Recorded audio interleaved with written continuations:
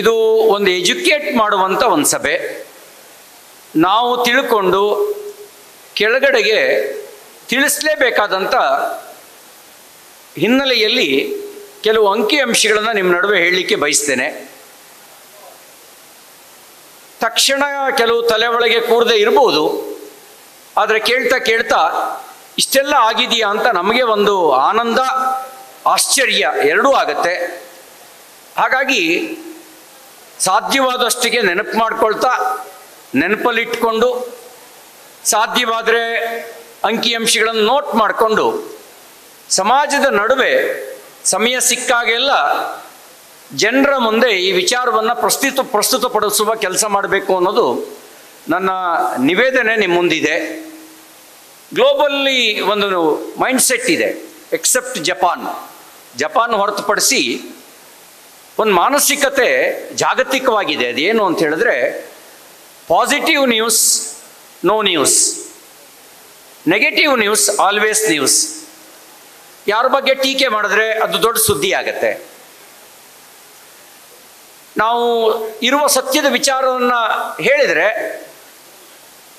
ಬಹುತೇಕ ಸಂದರ್ಭಗಳಲ್ಲಿ ಅದು ಸುದ್ದಿ ಆಗಲ್ಲ, ಆದರೂ ಕೂಡ ಸಣ್ಣ ಸುದ್ದಿ ಆಗತ್ತೆ.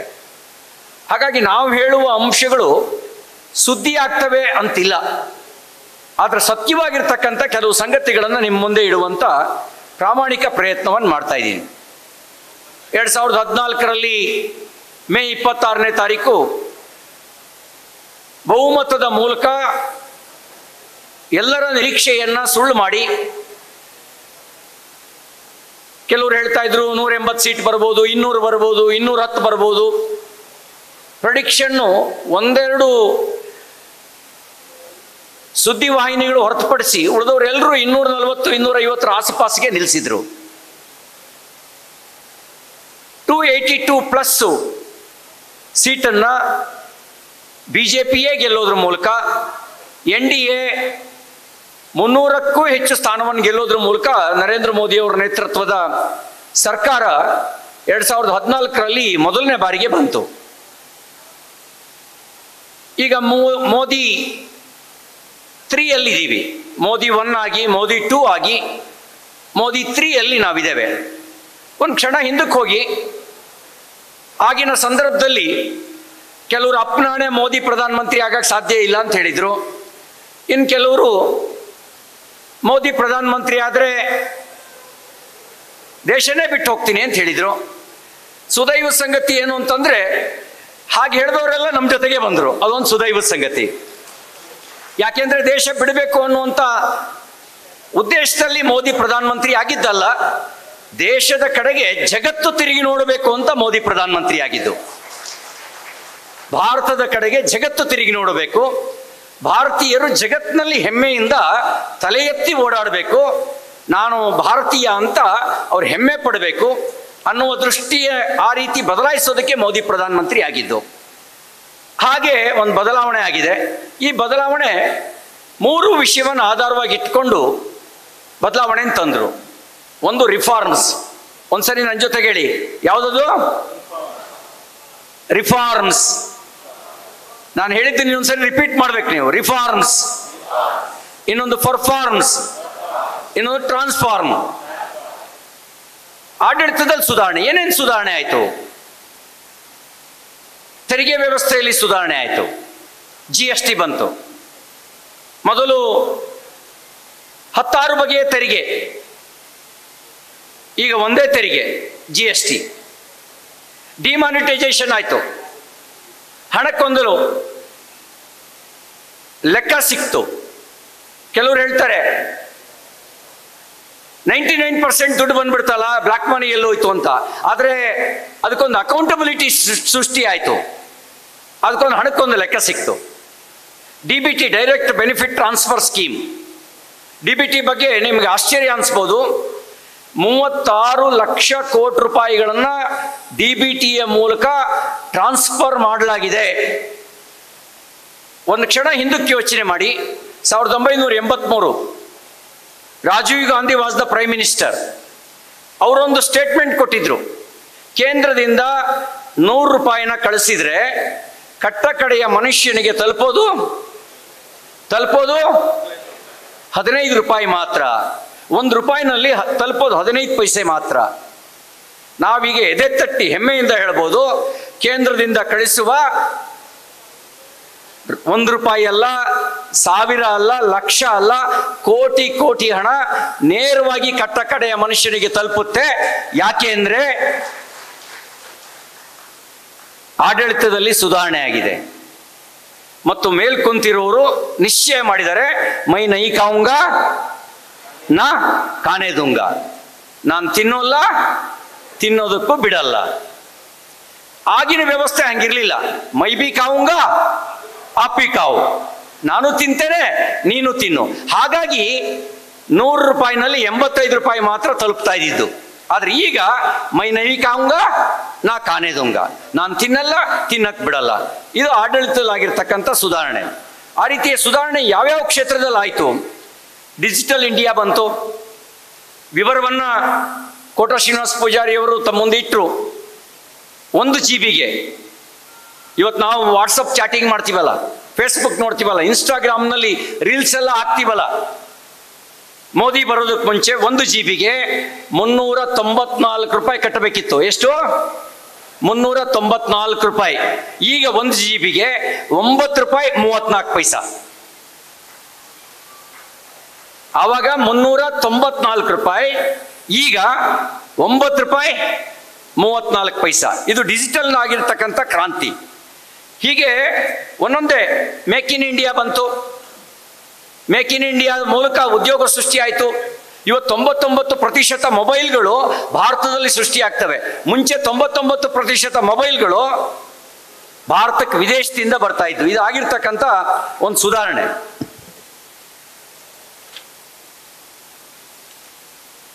ಮೂಲಸೌಕರ್ಯ ಅಭಿವೃದ್ಧಿ ವಿವರವನ್ನ ರಾಘವೇಂದ್ರ ಅವರು ಹೇಳಿದರು. ಮುಂಚೆ ಇದ್ದಿದ್ದು 53,000 ಕಿಲೋಮೀಟರು ರಾಷ್ಟ್ರೀಯ ಹೆದ್ದಾರಿ ಆದರೆ ಈಗ ಇರೋದು 1,52,000 ಕಿಲೋಮೀಟರ್ ರಾಷ್ಟ್ರೀಯ ಹೆದ್ದಾರಿ. ಹತ್ತತ್ರ 99,000 ಕಿಲೋಮೀಟರ್ ಹೆಚ್ಚುವರಿಯಾಗಿರ್ತಕ್ಕಂಥ ರಾಷ್ಟ್ರೀಯ ಹೆದ್ದಾರಿ. ಮುಂಚೆ ಇದ್ದಿದ್ದು 76 ವಿಮಾನ ನಿಲ್ದಾಣಗಳು. ಶಿವಮೊಗ್ಗ ವಿಮಾನ ನಿಲ್ದಾಣ ಇತ್ತ, ಕಲಬುರಗಿ ಇತ್ತ, ಬೀದರ್ ಇತ್ತ. ಈಗ ಶಿವಮೊಗ್ಗದಲ್ಲೂ ಇದೆ, ಕಲಬುರಗಿಯಲ್ಲೂ ಇದೆ, ಬೀದರ್ನಲ್ಲೂ ಇದೆ, ರಾಯಚೂರಿನಲ್ಲೂ ನಿರ್ಮಾಣ ಆಗ್ತಾ ಇದೆ, ವಿಜಯಪುರದಲ್ಲೂ ನಿರ್ಮಾಣ ಆಗ್ತಾ ಇದೆ, ಚಿಕ್ಕಮಂಗ್ಳೂರಿನಲ್ಲಿ ಒಂದು ಏರ್ ಸ್ಟ್ರಿಪ್ ಕೂಡ ನಿರ್ಮಾಣಕ್ಕೆ ನಮ್ಮ ಸರ್ಕಾರ ಇದ್ದಾಗಲೇ ನಾವು ಮಂಜೂರಾತಿಯನ್ನು ಕೊಟ್ಟಿದ್ದೇವೆ. ಇದು ಆಗಿರ್ತಕ್ಕಂಥ ಒಂದು ಕ್ರಾಂತಿಕಾರಿ ಬದಲಾವಣೆ. ಈಗಿರೋದು ಎಷ್ಟು ಅಂದರೆ 157 ವಿಮಾನ ನಿಲ್ದಾಣಗಳು ಇಡೀ ದೇಶದಲ್ಲಿ, ಅಂದರೆ 1 to ಡಬಲ್. ಹಾಗೆ ವಿಮಾನ ಸಂಪರ್ಕಗಳು ಕೂಡ ಡಬಲ್ ಆಗಿದ್ದಾವೆ. ರೈಲ್ವೆ ಬಗ್ಗೆ ವಿವರವನ್ನು ಹೇಳಿದ್ದಾರೆ. ಹಣಕಾಸು ಮತ್ತು ಬ್ಯಾಂಕಿಂಗ್ ಸುಧಾರಣೆ. ಶ್ರೀಮತಿ ಇಂದಿರಾ ಗಾಂಧಿ ಅವರು ಪ್ರಧಾನಮಂತ್ರಿ ಇದ್ದಾಗ ಬ್ಯಾಂಕ್ ರಾಷ್ಟ್ರೀಕರಣ ಮಾಡಿದ್ರು. ರಾಷ್ಟ್ರೀಕರಣ ಮಾಡ್ಬೇಕಾದ್ರೆ ಅವ್ರು ಹೇಳ್ತಿದ್ದ ಮಾತೇನು ಅಂತ ಹೇಳಿದ್ರೆ, ಬಡವರಿಗಾಗಿ ಬ್ಯಾಂಕ್ ರಾಷ್ಟ್ರೀಕರಣ.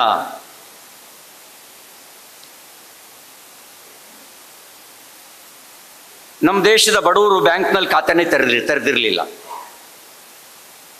ಬ್ಯಾಂಕಿನ ಯಾವ ಲಾಭನೂ ಬಡವರಿಗೆ ಆಗ್ತಿರ್ಲಿಲ್ಲ.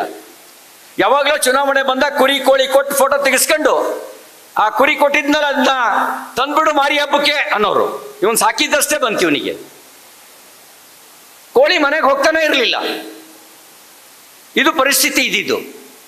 ಆದರೆ ಮೋದಿ ಪ್ರಧಾನಮಂತ್ರಿ ಆದಮೇಲೆ 53 ಕೋಟಿ ಬಡವರನ್ನ ಜನ್ಧನ್ ಖಾತೆಯ ಮೂಲಕ ಬ್ಯಾಂಕಿನ ಜೊತೆಗೆ ಜೋಡಿಸೋ ಕೆಲಸ ಮಾಡಿದ್ರು. ಘೋಷಣೆ ಅವ್ರದ್ದು. ಬಡವರನ್ನ ಜೋಡಿಸಿದ್ದು ಯಾರು? ಮೋದಿಯವರು ಜೋಡಿಸಿದ್ದು. ಇದು ಒಂದು ಸಣ್ಣ ಬದಲಾವಣೆ. ಕೈಗಾರಿಕೆ ಮತ್ತು ಉದ್ಯಮದಲ್ಲಿ ಕ್ರಾಂತಿಕಾರಿ ಬದಲಾವಣೆ. ಡಿಜಿಟಲ್ ಆರ್ಥಿಕತೆ ಮತ್ತು ತಂತ್ರಜ್ಞಾನ, ಕೃಷಿ ಮತ್ತು ಗ್ರಾಮೀಣ ಅಭಿವೃದ್ಧಿ. ಬರೀ ಹೈಲೈಟ್ಸ್ ಮಾತ್ರ ಹೇಳ್ತಾ ಹೋಗ್ತಾ ಇದ್ದೀನಿ. ವಿವರವನ್ನು ನಿಮಗೆ ವಾಟ್ಸಪ್ ಮೂಲಕ ತಲುಪಿಸೋಣ. ವಿವರ ಇಲ್ಲಿದೆ, ಆದರೆ ಎಲ್ಲ ಹೇಳಬೇಕು ಅಂದರೆ ನನಗೆ 1.5 ಗಂಟೆ ಬೇಕಾಗುತ್ತೆ. ವಾಟ್ಸಪ್ ಮೂಲಕ ನಿಮಗೆ ತಲುಪಿಸುವಂಥ ಕೆಲಸವನ್ನು ಮಾಡುತ್ತೆ. ಸಾಮಾಜಿಕ ಕಲ್ಯಾಣ ಮತ್ತು ಬಡವರ ಏಳಿಗೆ, ವಿದೇಶಿ ಬಂಡವಾಳ ಮತ್ತು ಜಾಗತಿಕ ವಾಣಿಜ್ಯ. ನೋಡಿ, ಫಾರಿನ್ ಡೈರೆಕ್ಟ್ ಇನ್ವೆಸ್ಟ್ಮೆಂಟ್ 2014ಕ್ಕೆ ಮುಂಚೆ ಇದ್ದಿದ್ದು 71 ಶತಕೋಟಿ. ಈಗ 600 ಶತಕೋಟಿ. ಯಾವುದು ಹೈಯರ್? 71 ಶತಕೋಟಿನ 600 ಶತಕೋಟಿನ? ಮೋದಿ ಬಂದ್ರೆ ಇನ್ವೆಸ್ಟರ್ಸ್ ಬರಲ್ಲ ಅಂತ ಹೇಳ್ತಿದ್ರಲ್ಲ, ಅದಕ್ಕೆ ಇದು ಉತ್ತರ ಹೇಳ್ತಾ ಇದೆ. ಆವಾಗ 71 ಶತಕೋಟಿ, ಈಗ 600 ಶತಕೋಟಿ. ಇನ್ನು ಜಾಗತಿಕವಾಗಿ 2014ಕ್ಕೆ ಮುಂಚೆ ಭಾರತ 11ನೇ ಆರ್ಥಿಕ ಶಕ್ತಿ. ಎಷ್ಟನೇದು? 11ನೇ ಆರ್ಥಿಕ ಶಕ್ತಿ. ಈಗ ಜಗತ್ತಿನ 4ನೇ ಅತಿ ದೊಡ್ಡ ಆರ್ಥಿಕ ಶಕ್ತಿ. ಜೋರಾಗಿ ಒಂದು ಚಪ್ಪಾಳೆ ಹೊಡಿರಿ. ಯಾರನ್ನಿಂದ ಹಾಕಿದ್ರು ಗೊತ್ತಾ? 5ನೇ ಸ್ಥಾನದಲ್ಲಿ ಇಂಗ್ಲೆಂಡ್ ಇದ್ರು. ಸೂರ್ಯ ಮೊಳಗದ ಸಾಮ್ರಾಜ್ಯ ಕಟ್ಟಿದೀವಿ ಅಂತ ಬೀಗ್ತಾ ಇದ್ರಲ್ಲ, ನಮ್ಮ ದೇಶವನ್ನು 200 ವರ್ಷಗಳ ಕಾಲ ಎಲ್ಲ ರೀತಿಯಲ್ಲೂ ಲೂಟಿ ಹೊಡೆದಿದ್ರಲ್ಲ, ಅವರಿದ್ರು. 1.5-2 ವರ್ಷದ ಹಿಂದೆ ಇಂಗ್ಲೆಂಡನ್ನು ಹಿಂದೆ ಹಾಕಿ 5ನೇ ಸ್ಥಾನಕ್ಕೆ ಬಂದ್ವಿ. ಕೆಲವು ತಿಂಗಳ ಹಿಂದೆ ಜಪಾನನ್ನ ಹಿಂದೆ ಹಾಕಿ 4ನೇ ಸ್ಥಾನಕ್ಕೆ ಬಂದಿದ್ದಾವೆ. ಇನ್ನು ಕೆಲವೇ 1-1.5 ವರ್ಷದ ಒಳಗೆ ಜರ್ಮನನ್ನು ಹಿಂದೆ ಹಾಕ್ತೇವೆ. ಇನ್ನು ಮುಂದೆ ಸವಾಲಿದೆ. ಇನ್ನು ಮುಂದೆ ನಮಗಿರೋದು ಯಾರು? China, America. ಅದು ಸಾಧ್ಯ ಇದೆ. ಯಾವಾಗ ಸಾಧ್ಯ ಆಗುತ್ತೆ ಅಂದರೆ, ಮೋದಿಯವರು ಒಂದು ಮಾತು ಹೇಳಿದ್ದಾರೆ. ದೇಶದಲ್ಲಿರೋ 140 ಕೋಟಿ ಜನ ತಮ್ಮ ಬದುಕಿನಲ್ಲಿ ಒಂದು ಹೆಜ್ಜೆ ಸಕಾರಾತ್ಮಕವಾಗಿ ಮುಂದೆ ಬಂದರೆ ಭಾರತ 140 ಕೋಟಿ ಹೆಜ್ಜೆ ಮುಂದೆ ಹೋಗುತ್ತೆ. ನಮ್ಮೆಲ್ಲರ ಬದುಕಿನಲ್ಲಿ ಒಂದೊಂದು ಹೆಜ್ಜೆ ಪಾಸಿಟಿವ್ ಸ್ಟೆಪ್ನ ಮುಂದಿಟ್ಟರೆ ಅದರ ಪರಿಣಾಮ ಭಾರತ 140 ಕೋಟಿ ಮುಂದೆ ಹೋಗುತ್ತೆ. ನಾವೆಲ್ಲ ಹಿಂದಕ್ಕೆ ಜಗ್ಗಿದ್ರೆ ಒಬ್ಬರು ಮೋದಿ ದೇಶವನ್ನು ಮುಂದೆ ತೆಗೆದುಕೊಂಡು ಹೋಗೋಕ್ಕಾಗಲ್ಲ. ಅದಕ್ಕೆ ಇಡೀ ಭಾರತೀಯರು ಒಟ್ಟಿಗೆ ಬರಬೇಕು, ಒಂದಾಗಿ ನಿಂತು ನಮ್ಮಲ್ಲಿ ಒಂದು ಪರಿವರ್ತನೆ ತರಬೇಕು ಅಂತ ಹೇಳಿ ಬಯಸಿದ್ದಾರೆ. ಅದಕ್ಕಾಗಿ ಭಾರತ ಜರ್ಮನನ್ನು ಹಿಂದೆ ಹಾಕೋದಕ್ಕೆ ಬಹಳ ಕಷ್ಟಪಡಬೇಕಾಗಿಲ್ಲ.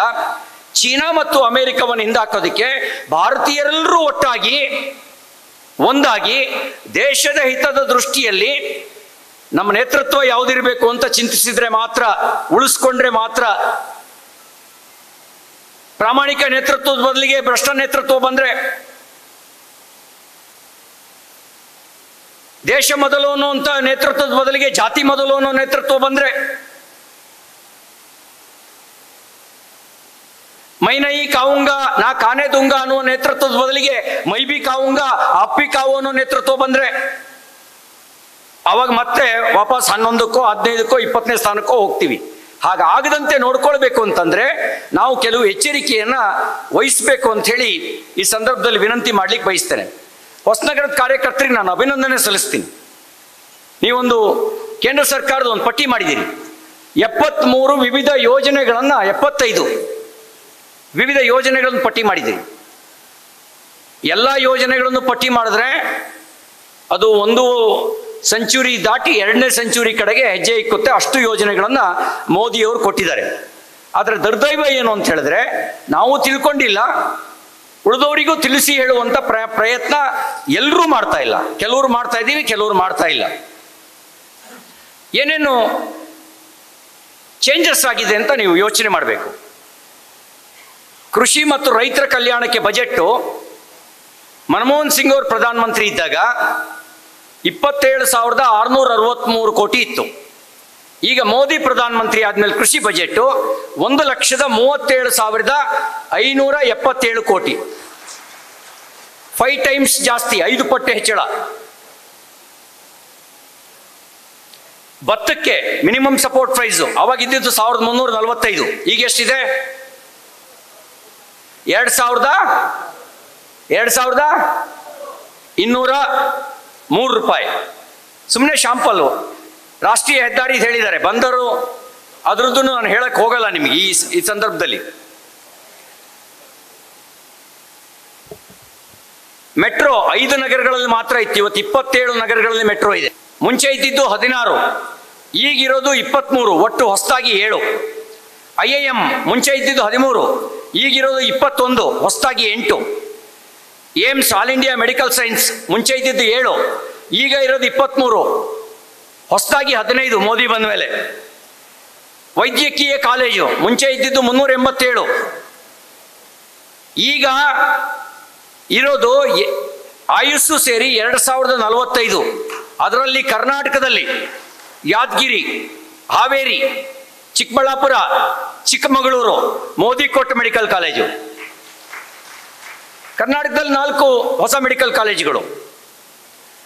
MBBS ಸೀಟು ಮುಂಚೆ ಇದ್ದಿದ್ದು 50,000 ಆದರೆ ಹೊಸದಾಗಿ 1,18,000, ಒಟ್ಟು 1,68,000 ಮೆಡಿಕಲ್ ಕಾಲೇಜ್, ಮೆಡಿಕಲ್ ಸೀಟು.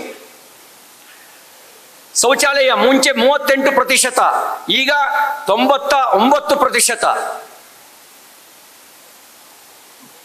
ವಿದ್ಯುತ್ ಲಭ್ಯತೆ ಮುಂಚೆ 70ರಷ್ಟು ಗ್ರಾಮಗಳಿಗೆ ಮಾತ್ರ ವಿದ್ಯುತೀಕರಣ, ಈಗ 100ಕ್ಕೆ 100ರಷ್ಟು ಗ್ರಾಮಗಳಿಗೆ ವಿದ್ಯುತೀಕರಣ. ವಸತಿ ಮೋದಿಯವರು ಪ್ರಧಾನಮಂತ್ರಿ ಆದಮೇಲೆ ಕೊಟ್ಟಿದ್ದು 4 ಕೋಟಿ ಮನೆಗಳು. LPG ಮುಂಚೆ 12 ಕೋಟಿ LPG ಗ್ಯಾಸ್ ಬಳಕೆದಾರರಾದರೆ ಈಗ 32 ಕೋಟಿ LPG ಬಳಕೆದಾರರು. ಅದರಲ್ಲಿ 11 ಕೋಟಿ ಉಜ್ವಲ ಯೋಜನೆಯ ಫಲಾನುಭವಿಗಳು. ಉಜ್ವಲ ಯೋಜನೆ ಫಲಾನುಭವಿಗಳು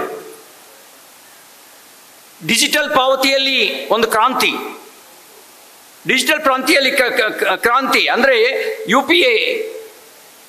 ಅಮೆರಿಕ ಇಲ್ಲ, ಇಂಗ್ಲೆಂಡ್ ಇಲ್ಲ, ಅತಿ ಹೆಚ್ಚು ಡಿಜಿಟಲ್ ಪಾವತಿ ಮಾಡುವಂಥ ದೇಶ ಯಾವುದು ಅಂತ ಹೇಳಿದ್ರೆ ಅದು ನಮ್ಮ ಹೆಮ್ಮೆಯ ಭಾರತ. ಇನ್ನು ರಕ್ಷಣಾ ರಫ್ತು, ಮೋದಿಯವರು ಪ್ರಧಾನಮಂತ್ರಿ ಆಗೋಕ್ಕೆ ಮುಂಚೆ 1940 ಕೋಟಿ ರೂಪಾಯಿ ರಕ್ಷಣಾ ಸಲಕರಣೆಗಳು ಜಾಗತಿಕವಾಗಿ ರಫ್ತಾಗ್ತಾ ಇತ್ತು. ಈಗ 23,622 ಕೋಟಿ ರೂಪಾಯಿ ಅಷ್ಟು ನಮ್ಮ ರಕ್ಷಣಾ ಉತ್ಪನ್ನಗಳು ಎಕ್ಸ್ಪೋರ್ಟ್ ಆಗ್ತಾ ಇದೆ. ಅಷ್ಟು ಮಾತ್ರ ಅಲ್ಲ, ಯಾವ್ಯಾವುದನ್ನು ಇಂಪೋರ್ಟ್ ಮಾಡ್ಕೊಳ್ತಿದ್ವಿ ಅದನ್ನು ಪಟ್ಟಿ ಮಾಡಿದ್ದಾರೆ. ಅದನ್ನ ಭಾರತದಲ್ಲೇ ತಯಾರಿಸಿ ಅನ್ನುವಂಥ ಕಾರಣಕ್ಕೋಸ್ಕರ ಆತ್ಮನಿರ್ಭರ ಅಂತ ಒಂದು ಸ್ಲೋಗನ್ನ ಕೊಟ್ಟು ಭಾರತದಲ್ಲೇ ತಯಾರಿಸುವಂಥ ಒಂದು ವ್ಯವಸ್ಥೆಯನ್ನ ಮಾಡಿದ್ದಾರೆ.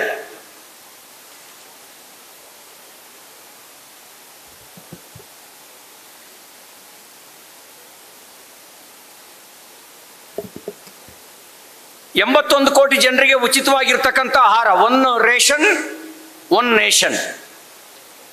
ಈ 81 ಕೋಟಿ ಜನರಿಗೆ ನೇರವಾಗಿ ಅವರಿಗೆ ಕೇಂದ್ರದಿಂದ ಈಗೇನು ನಮ್ಮ ಸಿದ್ದರಾಮಯ್ಯನವ್ರು ಹೇಳ್ತಾರಲ್ಲ ಅನ್ನಭಾಗ್ಯ ಅಂಥೇಳಿ, ಅನ್ನಭಾಗ್ಯ ಯಾರು ಕೊಡ್ತಿರೋದು ಅಂತ ಹೇಳಿದ್ರೆ ಮೋದಿಯವರು 5 kg ಅಕ್ಕಿ ಕೊಡ್ತಾರೆ.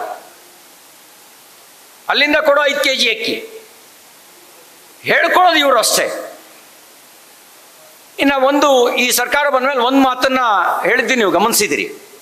ಅದೇನು ಅಂತಂದ್ರೆ ಕೇಂದ್ರದಿಂದ ತೆರಿಗೆ ವಂಚನೆ, ಕರ್ನಾಟಕಕ್ಕೆ ಅನ್ಯಾಯ ಆಗ್ತಾ ಇದೆ, ದೊಡ್ಡ ದೊಡ್ಡ ಸುದ್ದಿನೂ ಆಗತ್ತೆ. ಒಂದು ಮಾತಿದೆ, ಸತ್ಯ ಹೊಸಲು ದಾಟೋದಕ್ಕೆ ಮುಂಚೆ ಸುಳ್ಳು ಊರೆಲ್ಲ ಸುತ್ತಾಡಿ ಮೆರವಣಿಗೆ ಬರುತ್ತಂತೆ. ನಾವು ಸತ್ಯ ಯಾವುದು ಸುಳ್ಳು ಯಾವುದು ಅಂತ ತಿಳ್ಕೊಳ್ಬೇಕಾದ ಅವಶ್ಯಕತೆ ಇದೆ. ನೋಡಿ, 2004ರಿಂದ 2014ರವರೆಗೆ ನಮ್ಮ ರಾಜ್ಯಕ್ಕೆ 1,44,058 ಕೋಟಿ ತೆರಿಗೆ ಪಾಲು ಬಂದಿತ್ತು. ಎಷ್ಟು ವರ್ಷದಲ್ಲಿ? 10 ವರ್ಷದಲ್ಲಿ 1,44,058 ಕೋಟಿ. ಸರಾಸರಿ 14,000 ಕೋಟಿ ಒಂದು ವರ್ಷಕ್ಕೆ ತೆರಿಗೆ ಪಾಲು. ಮೋದಿಯವರು ಪ್ರಧಾನಮಂತ್ರಿ ಆದಮೇಲೆ ರಾಜ್ಯಕ್ಕೆ ಬಂದಿರುವ ತೆರಿಗೆ ಪಾಲು 5,42,341 ಕೋಟಿ. 5,42,342 ಕೋಟಿ. ಎಷ್ಟು ಪಟ್ಟು ಜಾಸ್ತಿ? 275% ಹೆಚ್ಚಳ. ಆದರೂ ಹೇಳ್ತಾರೆ ಕರ್ನಾಟಕಕ್ಕೆ ಅನ್ಯಾಯ, ಕರ್ನಾಟಕಕ್ಕೆ ಅನ್ಯಾಯ. ಡೆವಲ್ಯೂಷನ್ ಅಂದರೆ ಟ್ಯಾಕ್ಸ್ ಡೆವಲ್ಯೂಷನ್ 10 ವರ್ಷದಲ್ಲಿ ಬಂದಿದ್ದು ಮನಮೋಹನ್ ಸಿಂಗ್ ಪ್ರಧಾನಮಂತ್ರಿ ಇದ್ದಾಗ 81,791 ಕೋಟಿ. ಮೋದಿಯವರು ಕೊಟ್ಟಿರೋದು 2,95,818 ಕೋಟಿ. ಇನ್ನು ಕೇಂದ್ರದ ಯೋಜನೆಗಳಿಗೆ ಗ್ರಾಂಟಿನ್ ಏಡು ಮನಮೋಹನ್ ಸಿಂಗ್ ಪ್ರಧಾನಮಂತ್ರಿ ಇದ್ದಾಗ 60,779 ಕೋಟಿ. ಮೋದಿಯವರು ಕೊಟ್ಟಿರೋದು 2,39,955 ಕೋಟಿ. 1 ರೂಪಾಯಿ ಕಡಿಮೆ ಆಗಿದೆಯಾ? 3 ಪಟ್ಟು 5 ಪಟ್ಟು ಹೆಚ್ಚಳ ಆಗಿದೆ. ಆದರೂ ಹೇಳ್ತಾರೆ ಏನಂತ? ಕರ್ನಾಟಕಕ್ಕೆ ಅನ್ಯಾಯ. ಕೆಲವರು ಸುಳ್ಳನ್ನೇ ಮನದೇವರಾಗಿ ಮಾಡ್ಕೊಂಡಿದ್ದಾರೆ. ಅದರಲ್ಲಿ ಕರ್ನಾಟಕದ ಕಾಂಗ್ರೆಸ್ಸು ಮಾನ್ಯ ಮುಖ್ಯಮಂತ್ರಿ ಸಿದ್ದರಾಮಯ್ಯನವರು ಮನದೇವರು ಯಾವುದು ಅಂದರೆ ಅದು ಸುಳ್ಳೆ ಮನದೇವರವರಿಗೆ. ಯಾಕೆಂದ್ರೆ ಈ ಅಂಕಿಅಂಶಗಳನ್ನು ಇಟ್ಕೊಂಡು ಮಾತಾಡಿದ್ರೆ ಅವರಿಗೆ ಉರಿ ಹತ್ತುತ್ತೆ. ವಾಸ್ತವಿಕ ಸತ್ಯ 5 ಪಟ್ಟು ಜಾಸ್ತಿ ಕೊಟ್ಟಿದ್ದಾರೆ, ಆದ್ರೆ ಆರೋಪ ಏನು? ಕರ್ನಾಟಕಕ್ಕೆ ಅನ್ಯಾಯ ಅಂತ ಹೇಳಿ. ಇನ್ನು ಹೇಗಿತ್ತು ಅಭಿವೃದ್ಧಿಯ ವೇಗ? ನೆಹರು ಪ್ರಧಾನಮಂತ್ರಿ, ಇಂದಿರಾ ಗಾಂಧಿಯವರು ಪ್ರಧಾನಮಂತ್ರಿ, ರಾಜೀವ್ ಗಾಂಧಿಯವರು ಪ್ರಧಾನಮಂತ್ರಿ, ಆದರೂ ಯೋಜನೆ ಪೂರ್ಣ ಆಗ್ತಿರ್ಲಿಲ್ಲ. ಅಜ್ಜ ಶಂಕುಸ್ಥಾಪನೆ ಮಾಡಿ ಮೊಮ್ಮಗ ಪ್ರಧಾನಮಂತ್ರಿ ಆದ್ರೂ ಯೋಜನೆ ಪೂರ್ಣ ಇಲ್ಲ. ಈಗ ನಾವು ಎದೆ ತಟ್ಟಿ ಹೇಳ್ಬೋದು, ಮೋದಿಯವರೇ ಶಂಕುಸ್ಥಾಪನೆ ಮಾಡ್ತಾರೆ, ಮೋದಿಯವರೇ ಉದ್ಘಾಟನೆ ಮಾಡ್ತಾರೆ. ಇದು ಆಗಿರೋ ಬದಲಾವಣೆ. ಅದಕ್ಕೊಂದು ಸಾಕ್ಷಿ ಸಿಗಂದೂರು ಸೇತುವೆ, ಅದಕ್ಕೊಂದು ಸಾಕ್ಷಿ. ಇಂಥ ಸಾವಿರಾರು ಸಾಕ್ಷಿಗಳು ದೇಶದ ಉದ್ದಗಲಕ್ಕೆ. ನಾವೇ ಶಂಕುಸ್ಥಾಪನೆ ಮಾಡ್ತೇವೆ, ನಾವೇ ಉದ್ಘಾಟನೆ ಮಾಡ್ತೇವೆ. ನಿಮ್ಮ ಕಾಲ, ಕಾಂಗ್ರೆಸ್ ಕಾಲ ಹೇಗಿತ್ತು? ನೆಹರು ಅವರ ಶಂಕುಸ್ಥಾಪನೆ, ಉದ್ಘಾಟನೆ ಇಲ್ವೇ ಇಲ್ಲ. ಇದು ಆ ಕಾಲ ಇದ್ದಿದ್ದು. ಇನ್ನು ಆಪರೇಷನ್ ಸಿಂಧೂರ್, 6 ಜನರ ಹತ್ಯೆ ಆಯಿತು. ಹತ್ಯೆ ಮಾಡಿದ ಭಯೋತ್ಪಾದಕ ಗಂಡಸರನ್ನೆಲ್ಲ ಕೊಂದು ಹೆಂಗಸರಿಗೆ ಹೇಳ್ದ, ನಮ್ಮನ್ನು ಕೊಲ್ಲಿ, ಯಾಕೆ ನಮ್ಮನ್ನ ಹಂಗೆ ಬಿಡ್ತೀರಿ ಅಂತ ಹೇಳಿದಾಗ, ಹೋಗು ನೀನು ಮೋದಿಗೆ ಹೇಳು ಅಂತ ಹೇಳ್ದ. ನಾವೆಲ್ಲ ನೋಡಿದಾಗ ಸಂಕಟ ಪಟ್ವಿ, ಆಕ್ರೋಶ ಬಂತು, ಕಣ್ಣೀರು ಹಾಕಿದ್ವಿ. ನಮ್ಮ ಸಹೋದರಿಯರ ತಾಯಂದಿರ ಕುಂಕುಮ ಅಳಿಸಿದ್ನಲ್ಲ ಅಂತ ಹೇಳಿ ಮೋದಿಯವರು ಆಪರೇಷನ್ ಸಿಂಧೂರ್ ಅಂತ ಹೆಸರಿಟ್ಟರು. ಮುಂಚೆ ಭಯೋತ್ಪಾದಕ ಚಟುವಟಿಕೆಗಳು ನಡೆದ್ರೆ ಒಂದು ಖಂಡನ ಹೇಳಿಕೆ ಬಿಟ್ಟರು ಮತ್ತೇನೂ ಆಗ್ತಿರ್ಲಿಲ್ಲ. ಮುಂಬೈ ಮೇಲೆ ದಾಳಿ ನಡೀತು, 271 ಜನರನ್ನು ಹತ್ಯೆ ಮಾಡಿದ್ರು. ಪ್ರತಿಕಾರ ತಗೊಂಡ್ವಾ? ಯಾಕೆಂದ್ರೆ ಆ ಕಾಲ ಬೇರೆ. ಅದಕ್ಕೆ ಅವ್ರು ಕರಿತಾ ಇದ್ರು ಗಾಂಧಿ ಯುಗ ಅಂತ ಹೇಳಿ. ಒಂದ್ ಕೆನ್ನೆಗೆ ಹೊಡೆದ್ರೆ ಇನ್ನೊಂದು ಕೆನ್ನೆಗೆ ಹೊಡಿ ಅಂತ ಹೇಳಿ ತೋರಿಸಿ ಅಂತ. ಆದರೆ ಅದು ಗಾಂಧಿ ನೀತಿ, ಇದು ಮೋದಿ ನೀತಿ. ಮೋದಿ ನೀತಿ ಏನು ಅಂತ ಹೇಳಿದ್ರೆ ಭಯೋತ್ಪಾದನೆಯನ್ನು ಯುದ್ಧ ಅಂತ ಪರಿಗಣಿಸೋದು ಮೋದಿ ನೀತಿ.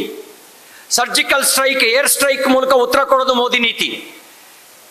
9 ಭಯೋತ್ಪಾದಕ ತಾಣಗಳು ಉಡೀಸ್, 14 ಏರ್ ಬೇಸ್ ಡೆಸ್ಟ್ರಾಯ್. ಯಾರ ನೇತೃತ್ವ? ಕರ್ನಲ್ ಸೋಫಿಯಾ ಖುರೇಶಿ. ಯಾರ ನೇತೃತ್ವ? ಯೌಮಿಕಾ ಸಿಂಗ್ ನೇತೃತ್ವ.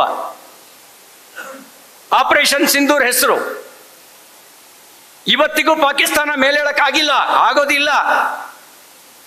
ಜೀರೋ ಟಾಲರೆನ್ಸ್, ಭಯೋತ್ಪಾದನೆ ಯುದ್ಧ ಅಂತ ಪರಿಗಣಿಸುವಂತ ಜೀರೋ ಟಾಲರೆನ್ಸ್. ಇದು ಪುಲ್ವಾಮಾದಲ್ಲಿ ಆದಾಗಲೂ ಕೂಡ ಸರ್ಜಿಕಲ್ ಸ್ಟ್ರೈಕ್ ಮೂಲಕ ಉತ್ತರ ಕೊಟ್ಟಿದ್ದಾವೆ. ಪೆಹಲ್ಗಾಮ್ನಲ್ಲೂ ಕೂಡ ಸರ್ಜಿಕಲ್ ಸ್ಟ್ರೈಕ್ ಮೂಲಕ ಉತ್ತರ ಕೊಟ್ಟಿದ್ದಾವೆ. ಇಡೀ ಭಾರತೀಯರಿಗೆ ಒಂದು ಸುರಕ್ಷತಾ ಭಾವ ಜಾಗತಿಕವಾಗಿ ನಿರ್ಮಾಣ ಆಗಿದೆ.